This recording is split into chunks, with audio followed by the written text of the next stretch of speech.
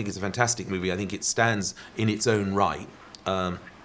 It's a different thing to the stage show, but it hasn't in any way sort of challenged the stage show in any way. It's taken, I think, the material, said this is a film, we are making a film version of it.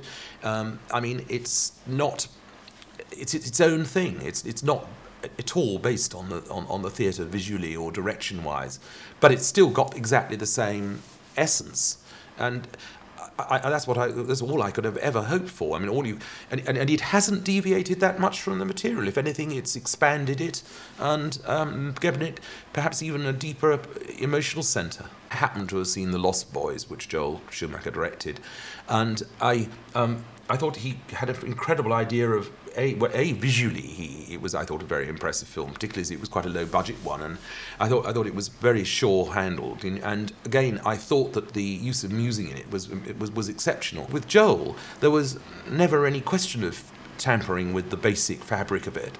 Yeah, we've taken one or two little bits out when we've clarified some things for the cinema, because obviously it's much more real in the cinema. Therefore, some of the sort of things that you just take for granted in the theatre and nobody questions, are going to be questioned more in the cinema. So we've addressed that, we hope. The main change, I suppose, that we have made.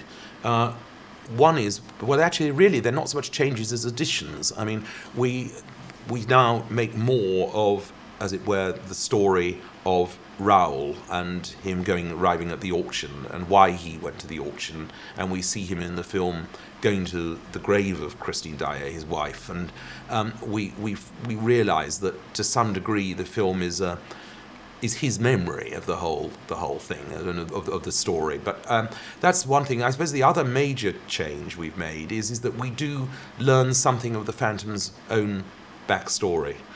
We see him as a little kid in a fairground. We got a girl who comes from the Metropolitan Opera School, is just 17 and has got a fantastic voice. We've got Patrick Wilson, who's one of the great natural lyric tenors from the theatre. I mean, he was Curly in Oklahoma, and then we got Jerry Butler, who's got a great rock tenor voice. That